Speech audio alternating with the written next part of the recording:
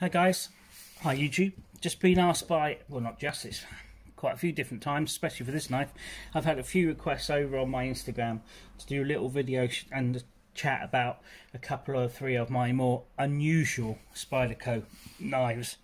Now, the term unusual, I'm just saying that it's not one of the regular EDC they're not falling into that regular EDC carry by Spyderco.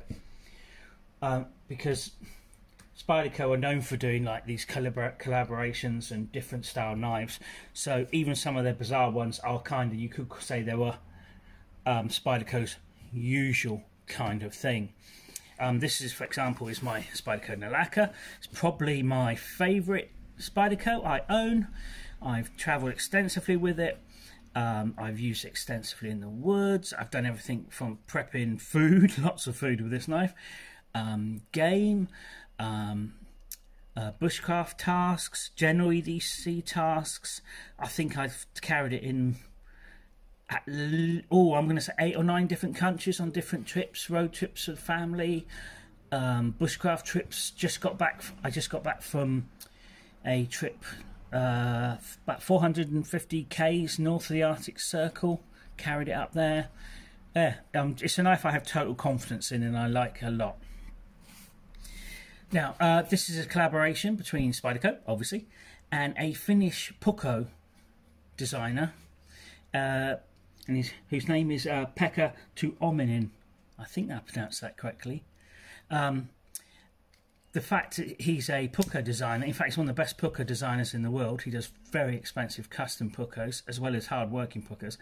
So really, this is a homage to the Puukko, but it's an unusual, and that's a folding Puukko. Or Puku, however you want to pronounce it. I also have the fixed blade one.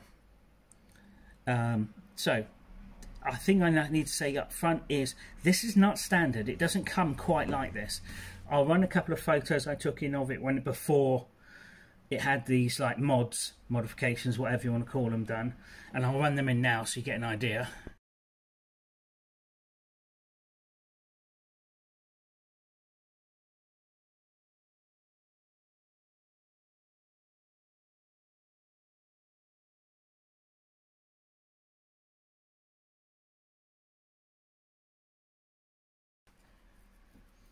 Yeah, so as you can see from the photos, the scales when it comes are G10.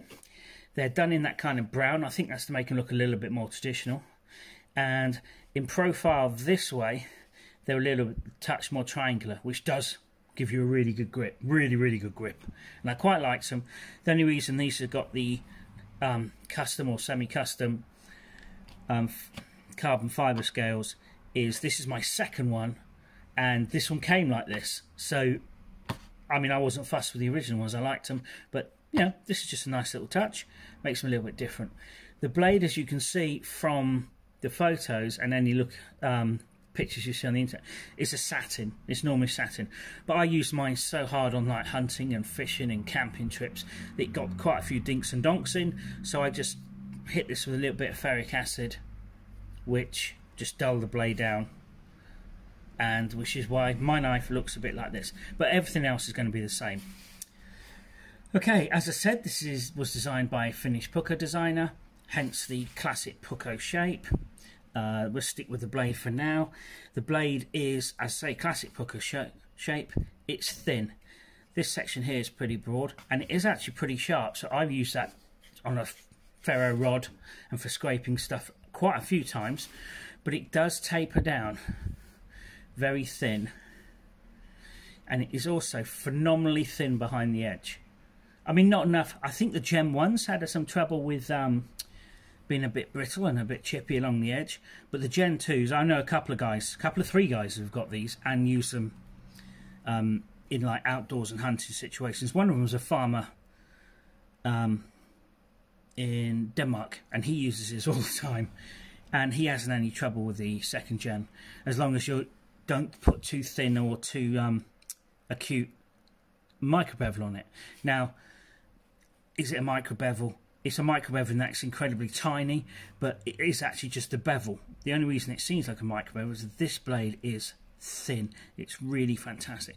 If you like a knife that actually cuts stuff, this is the one for you. This, if you can find one on the secondary market, snap it up. I mean, if I find one before you, I'm going to buy it. I want another one. Yeah, I will. I've got one put by, and I want another one put by, so I can give them to my grandsons. Yeah, this is fantastic for chopping food.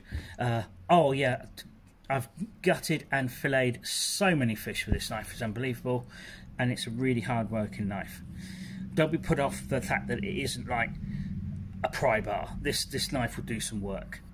Okay, the blade steel is S30V, which is one of those blade steels people either love or don't love. Some people think it's chippy, some people sort of think it's a bit old-fashioned now. I just think it's good to go. I think it's alright. I think compared to what we all used to have, I'm quite a lot older than you guys. I was 58 yesterday. Happy birthday to me. I mean, I remember when 440C was a good steel. It still is okay. It still is a good steel. Okay. This knife is phenomenally well fitted. You know, the fit and finish on this knife is fantastic. Absolutely fantastic. Everything, forget the scales for a minute, even though they're quite well done, because these aren't the original scales, but everything is fitted fantastic on this knife. Typical of the Taichung factory in Taiwan. Personally, I think they turn out some of the best, if not the best, of the Spydercos. It's just, everything is solid, hard working. It's a great, great knife. So the fit and finish is fantastic. It also has, and not this essential, but I like it, pretty much one of the best deep carry clips as standard by Spyderco. I mean, look, it literally goes right to the end there. So when you put it on a pair of jeans, let's make it access a pair of jeans because I'm not climbing on the table to show you. It literally goes flush. It just disappears right the way into your pocket. It's probably my favourite standard Spyderco clip you can get. Really is.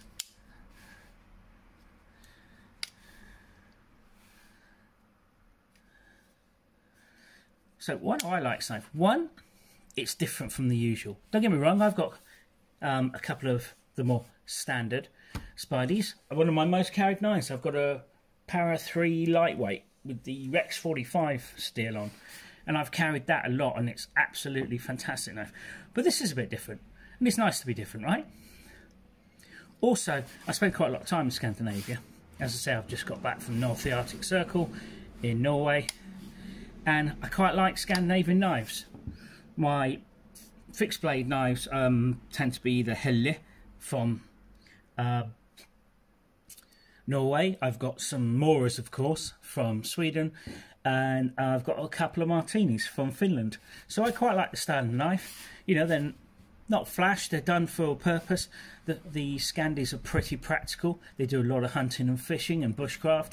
So, you know, over the years the design is proven. And I like the fact that this is in a folding package that you can just carry anywhere. I tend to carry this in the woods. A couple of times I've just carried just this, but I tend to carry this in the woods as a backup to my main blade, because I can just either tuck it in my pocket, or I can just drop it in the bottom of a side pocket on my rucksack, and I've always got another knife. Or I can carry a little bit of a bigger knife and use this for my smaller camp chores and food prep. A couple of times I've just gone into, if I'm just going on an overnighter, sometimes I just take this and I'm taking a small saw and a little hatchet, so I don't need anything to chop, chop, chop, chop, chop, like a la the sort of survival knife stylies. And this is just all I need. So just to recap, this is a great knife. This is probably one of the best Spydercos that have ever slipped under the radar. Really is. It's sharp, easy to sharpen because it's got such geometry. Even when I've let this get blunt over a few months at work, the thinness of the blade, the geometry of the blade allows us just to cut cardboard, and I've literally cut pallets and pallets and boxes of cardboard up with this. So it's easy to sharpen. Couple of strokes on a ceramic hone and that edge goes back on there. So the blade is good to go, easy to sharpen, plenty tough enough. If you want to do some physical things, it will do it. Yeah, all in all, if you can find one on the second-hand market, I'd buy one. As I said, I'm going to buy another one. This is a great knife. Absolutely great knife. So for those of you who asked about it on my Instagram, because you've seen it post. I've been seeing me using it in various photos on my travels. There's the answer. So it's the Spyderco Nilakka. Let's just quickly drop a few tape on it, give you a few. So closed, it's about 11.5 centimeters.